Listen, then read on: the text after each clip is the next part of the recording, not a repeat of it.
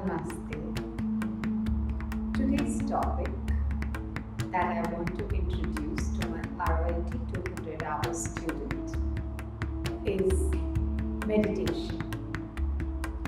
We are going to touch today on a little bit of mindfulness kind of meditation, and we will choose the meditation on love, anger, equanimity. But before we do that, we will try to understand the concept. Love is also called loving kindness, because love means that we want others to be happy, and it is the natural quality of the mind. But until we develop it through meditation, this quality or this practice remains limited, reserved for a few select individuals, usually those we are attached to. Genuine love is universal in scope, extending to everyone without exceptions. Although we might agree with this idea in principle, but you will see that you will probably find it difficult to accept and even to actualize. So, does love spontaneously come for all the people on the street or in the supermarket? Do we feel love for all the politicians who don't like, to be fair in their means? Or do we love all the racists, parents who abuse their children, the people who harm us, who makes our life difficult? If not, we have work to do, my friend. We should begin with meditation, observing on our reaction to the people we encounter, looking out for feelings of attraction, aversion, indifference, and looking out for more feelings, so that we become like a witness of our feeling towards all these people. Now, do you think that if you continue to discriminate between those you like and dislike, or for those you do not care about or care about, then we are not ready for the first step. So the first step is you have to drop your preconditionings. Now what we have to do is that we have to counteract this mistaken discrimination, so that to do that we can first practice the equanimity meditation and the methods of dealing with attachment and anger. Now, the meditation that I am going to be practicing with you in this lecture is a good complement to this. It will help you to tap your natural resource of love and to channel it to all living beings. If you practice it with concentration and sincerity, really getting in touch with your heart, you will find that it is possible to truly want others to be happy regardless of their relationship to you. This meditation will begin. You can start by visualizing your parents or other relatives who are beside you and all the other beings who are around you. This is a traditional Tibetan way for enhancing our bodhicitta motivation. It assumes that you are in good terms with your parents or the people around you or the people in your family. This is not true for everybody.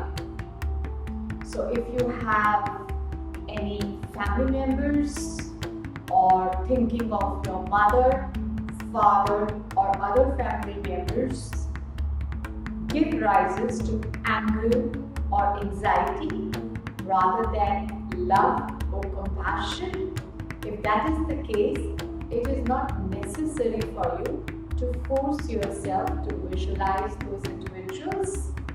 You can either leave them out for now or place them in front of you amongst your enemies. However, it is important to eventually resolve any problems you have with others, especially your immediate family. Because in order to fully progress on the path of meditation, it is very important that your family members and yourself have a sense of equanimity and love or acceptance so that you can progress in the path of full spiritual development. If you feel there you have sufficient courage and strength to start working on those issues and problems, you can do so by using the meditation on equanimity, compassion, and by dealing with negative energy. And but be patient, because it can sometimes take years of practice to resolve such problems, and if the emotion involved are very deep and painful, you may also need professional help. Some meditation, such as those on the breath and emptiness, involve meditating on an object. Now the object meditations which are there, like on love and compassion, they involve transforming the mind into the object we are meditating on. So ideally, when you do this meditation, your mind truly experiences love. However, this is something that normally takes time and practice. So don't be frustrated if you don't feel anything initially. It's enough to simply think the thoughts and say the words, "May you be happy," etc. by making your mind familiar with these. In time, the feelings of love will arise naturally. We will now begin the practice. Please settle down into a chair or on the floor or on the mountain, wherever you are. Concentrate on keeping your head, neck and back straight. Create a heaven of calm and peace around you. Be in the present, here and now. When your mind is more calm, generate a positive, altruistic motivation for doing the meditation. You can think, for example, I am going to do this meditation in order to increase my positive feelings.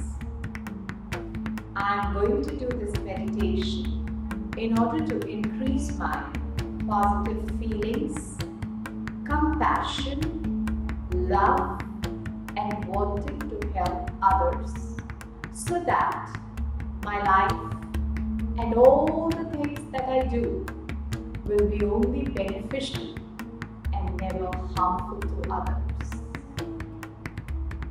Spend some time contemplating the following points to prepare your mind for Tonglen meditation.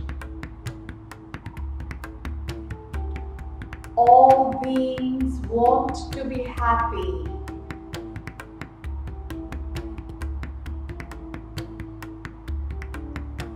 They have basic needs for food, shelter, being comfortable, feeling safe and loved.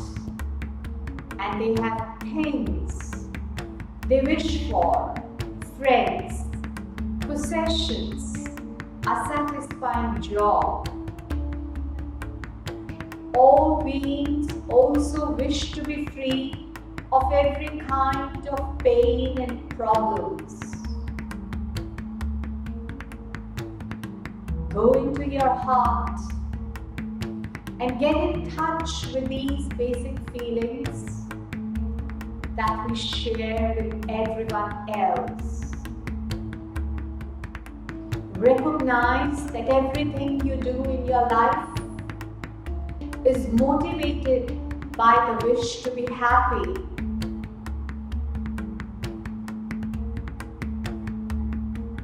And to avoid problems. The same is true for all other beings. And don't feel that there is anything wrong with feeling that way. We all deserve to be happy and free from pain. Then ask yourself, if we are all same in wanting to be peaceful, happy and satisfied, and do not experience any unhappiness, pain, problems, then is it right for me to care only for my happiness and my problems? And check, what is the result of such a self-centered attitude? Does it bring you the happiness you want and prevent you from experiencing the problems you don't want and prevent you from being happy?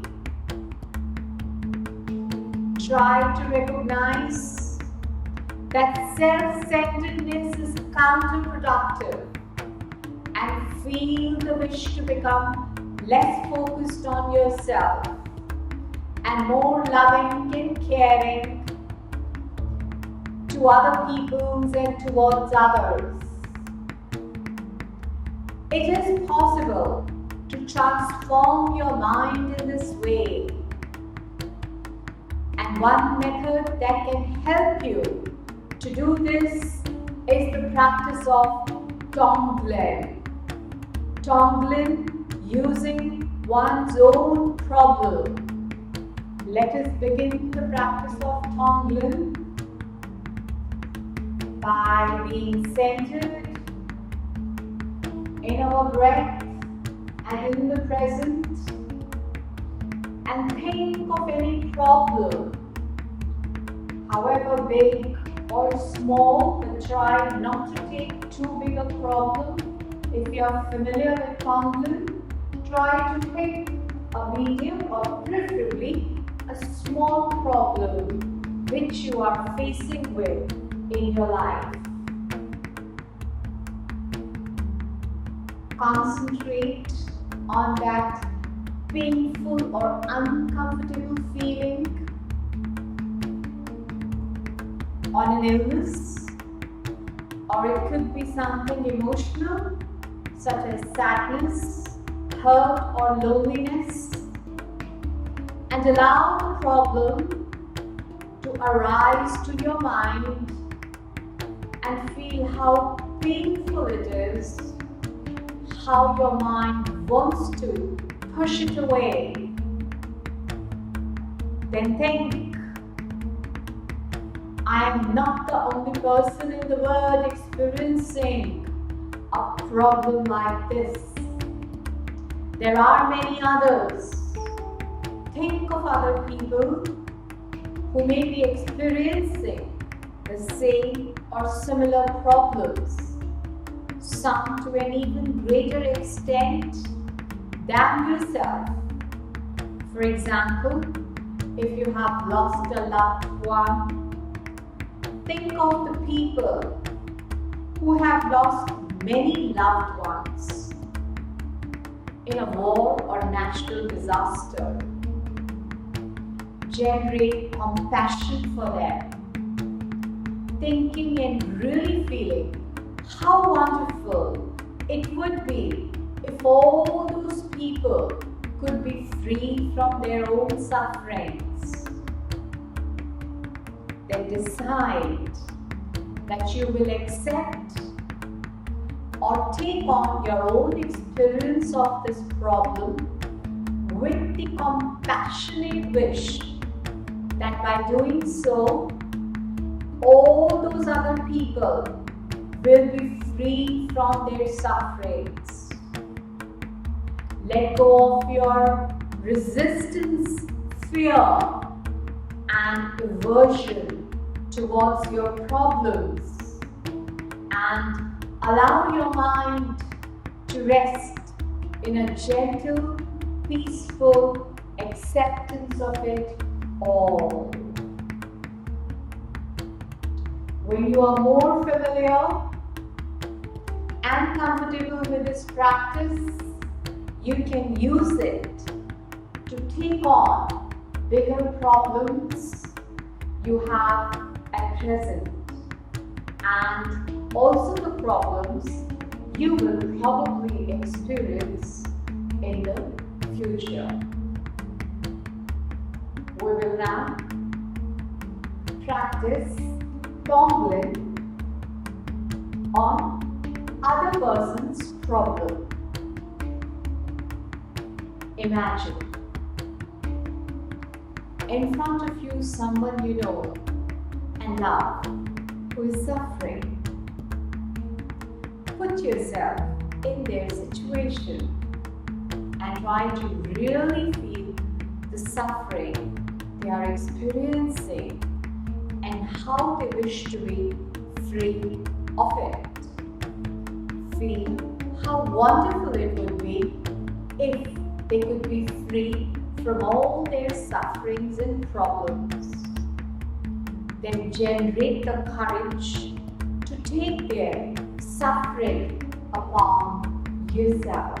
Visualize that your delusions such as self-centeredness, anger, attachment and jealousy are in the form of a solid dark rock in your heart. Then visualize your loved ones suffering in the form of thick dark smoke floating out of their body as you inhale themselves. This might sound pretty unconvincing, especially when attachment is strong, but consider it carefully. Just thinking about emptiness is useful and helps us to gradually understand what it